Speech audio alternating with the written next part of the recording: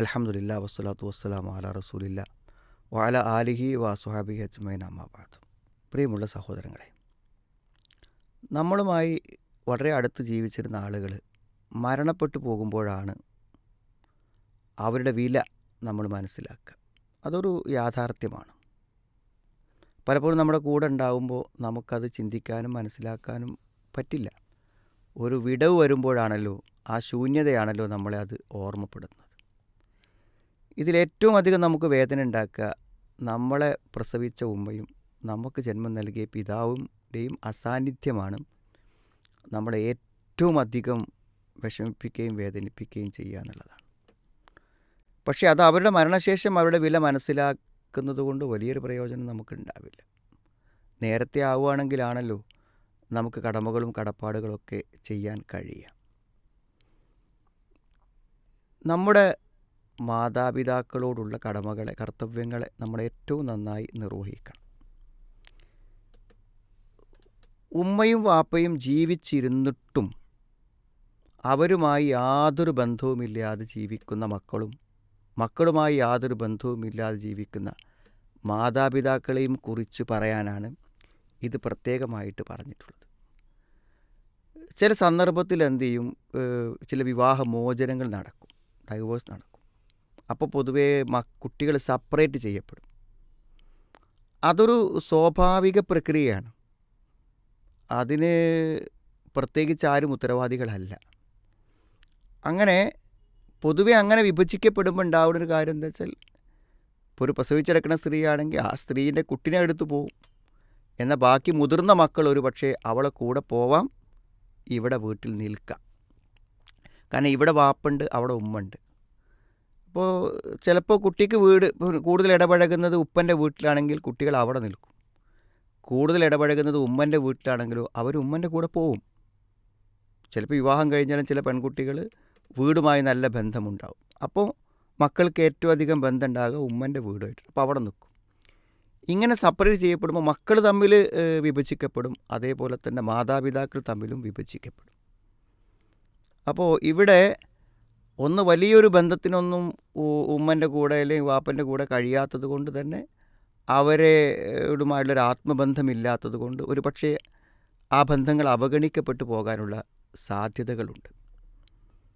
ഇവിടെ നമ്മൾ മനസ്സിലാക്കേണ്ടത്, വാപ്പനോടും ഉമ്മനോടുള്ള കടമ എന്ന് പറഞ്ഞാൽ അത് വാപ്പയും ഉമ്മയും നമ്മളോട് എന്ത് ചെയ്തു, നമ്മളെ നോക്കിയോ നമ്മളെ സംരക്ഷിച്ചോ എന്നുള്ളത് അതിലൊരു പ്രധാനപ്പെട്ട ഘടകമല്ല. കാരണം ഈ പറഞ്ഞ ലൈസൽ വാസിലു ബിൽ മുക്കാഫി, അതായത് ഒരു പ്രത്യുപകാരം ചെയ്യുക, ഇങ്ങോട്ട് ചെയ്തതിന് അങ്ങോട്ട് ചെയ്യുക എന്നുള്ളതല്ല വാസിൽ. കുടുംബ ബന്ധം ചേർക്കുക എന്ന് പറഞ്ഞാൽ അതല്ല. അത് നമ്മളെല്ലാവരോടും ചെയ്യുന്നതല്ലേ. ആര് നമുക്കൊരു ഉപകാരം ചെയ്താലും തിരിച്ചൊരു ഉപകാരം നമ്മൾ എന്ത് ചെയ്യും. അങ്ങനെയാണ് എല്ലാ ബന്ധങ്ങളും ഉണ്ടാകുന്നത്. പക്ഷേ കുടുംബങ്ങൾ തമ്മിലുള്ള ബന്ധം അതല്ല. അത് നമ്മൾ ദവിൽ അർഹാമാണ്, അക്കാരിബൻ, അതായത് നമ്മൾ ഗർഭപാത്രം പങ്കിട്ടതിൻ്റെ പേരിൽ അല്ലെങ്കിൽ ഒരു പിതാവിൻ്റെ മക്കളായതിൻ്റെ പേരിൽ ഒക്കെ കുടുംബപരമായി ഉണ്ടാകുന്ന ബന്ധമാണ്. അവിടെ ബന്ധമുണ്ടായി കഴിഞ്ഞു. പ്രസവിച്ചാൽ ആ പ്രസവിച്ചയാൾ ഉമ്മയായി, ജന്മം നൽകിയാൽ അയാൾ വാപ്പയായി. പിന്നെ എന്ത് എന്നുള്ളത് വിഷയമല്ല. പിന്നെ നോക്കലും നോക്കാതിരിക്കലൊക്കെ സ്വാഭാവികമായ സാഹചര്യങ്ങൾക്കനുസരിച്ചിട്ട് ഉണ്ടായിട്ടുണ്ടാവും. നമ്മളുടെ കടമ, വാപ്പയോടുള്ള കടമ, ഏറ്റവും നന്നായി നോക്കുന്ന വാപ്പനോടും ഏറ്റവും നന്നായി നോക്കാത്ത വാപ്പനോടും ഉമ്മനോടൊക്കെയുള്ള കടമകൾ ഒരുപോലെയാണ്. ഹുഖൂഖുൽ വാലിദൈനാണ്, മാതാപിതാക്കളോടുള്ള കടമകൾ. അത് നമ്മൾ അതിൻ്റേതായ രൂപത്തിൽ എന്ത് ചെയ്യണം, നിർവഹിക്കണം എന്നാണ്. അപ്പോൾ നമുക്ക് എന്ത് ന്യായ പറയാൻ പറ്റുക, എന്നെ നോക്കിയില്ല അല്ലെങ്കിൽ എന്നെ സംരക്ഷിച്ചില്ല എന്നൊന്നും നമ്മൾ പറയുന്നതിൽ യാതൊരു അർത്ഥവുമില്ല. മറ്റൊരു കാര്യം നമ്മൾ മനസ്സിലാക്കേണ്ടത്, നമ്മുടെ ഉമ്മയ്ക്ക് പകരമാകാൻ മറ്റൊരാൾക്കും പറ്റില്ല. നമ്മുടെ ഉമ്മയ്ക്ക് പകരമാകാൻ വേറൊരാൾക്കും പറ്റൂല. കാരണം നമുക്കൊരു സ്പേസ്, നമുക്കൊരു ഒരു ഒരു ഒരു ഒരു ഇട എവിടെ ഉണ്ട് അറിയോ, നമ്മുടെ ഉമ്മാൻ്റെ അടുത്തുണ്ട്. നമ്മുടെ ഉമ്മ താമസിക്കുന്നിടത്തുണ്ട്, നമ്മുടെ ഉമ്മാൻ്റെ കൂടെ ഉണ്ട്. നമ്മളടുക്കൽ ഒരു സ്പേസ് ആർക്കുണ്ട്, നമ്മുടെ ഉമ്മക്കുണ്ട്. അത് വേറെ എവിടെയും നമുക്ക് കിട്ടില്ല. മനസ്സിലായി? ഇപ്പോൾ നമ്മുടെ ഉമ്മ നമ്മുടെ അടുത്ത് വന്നു നിന്നാൽ അതൊരു അന്യയല്ല. അത് പുറത്തുനിന്നൊരു അതിഥി വന്ന് താമസിക്കുന്ന പോലെയല്ല. അതൊരു അധികപ്പറ്റല്ല. അത് നമ്മളുടെ കുടുംബത്തിൻ്റെ ഒരംഗമാണ്. മനസ്സിലായി? നമ്മൾ ഉമ്മാനത്ത് പോയി താമസിക്കുമ്പോഴോ നമ്മളവിടെ മക്കളായിട്ടാണ് താമസിക്കുന്നത്. മറ്റാരും താമസിക്കുന്ന പോലെയല്ല. ഒരു പക്ഷേ നമ്മുടെയൊക്കെ പല വീടുകളിലും പേരക്കുട്ടികൾ വല്യമ്മമാർ താമസിക്കുന്നത്. അതിന് താമസിക്കാം, ജീവിക്കാം. പക്ഷേ യഥാർത്ഥത്തിൽ അവരുടെ ഇടമല്ലത്. നമ്മുടെ ഇടമുള്ളത്, നമ്മുടെ ഉമ്മനത്ത് നമുക്കൊരിടമുണ്ട്, നമ്മുടെ മക്കളെടുത്ത് നമുക്ക് എന്തുണ്ട്, ഒരിടമുണ്ട്. അതുകൊണ്ട് മരണപ്പെട്ടു പോകാൻ നമ്മൾ കാത്തിരിക്കരുത്. നമ്മുടെ ജീവിതത്തിൽ അവരെ എല്ലാ അർത്ഥത്തിലും സന്തോഷിപ്പിക്കാൻ നമുക്ക് പറ്റണം.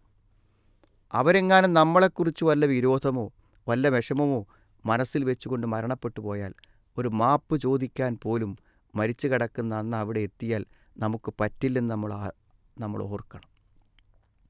അതുകൊണ്ട് നമ്മുടെ ഉമ്മ ഈ ഭൂമിയിൽ എവിടെയെങ്കിലും ഉണ്ടെങ്കിൽ, നമ്മുടെ പിതാവ് ഈ ഭൂമിയിൽ എവിടെയെങ്കിലും ഉണ്ടെങ്കിൽ തീർച്ചയായും അവരോടൊപ്പം ചേരാൻ, അവർ നമ്മളോടൊപ്പം ചേരാനും നമ്മൾ ശ്രമിച്ചില്ലെങ്കിൽ ആ ഖേദമായിരിക്കും ജീവിതത്തിൽ നിവർത്തിക്കപ്പെടാത്ത, തീർക്കപ്പെടാത്ത ഏറ്റവും വലിയ ഖേദം എന്ന കാര്യത്തിൽ നമുക്ക് യാതൊരു സംശയവുമില്ല.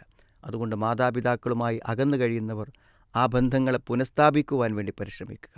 എന്തെല്ലാം ന്യായം പറഞ്ഞാലും അതൊക്കെ നമുക്ക് രക്ഷപ്പെടാനുള്ള ചില ന്യായങ്ങൾ എന്നതിൽ കവിഞ്ഞ് യഥാർത്ഥത്തിൽ അവരുടെ അടുക്കലോ അള്ളാഹുവിൻ്റെ അടുക്കലോ നമുക്കൊരു ഇളവ് കിട്ടാൻ അത് സഹായകമാകില്ലെന്ന കാര്യം ഉറപ്പാണ്.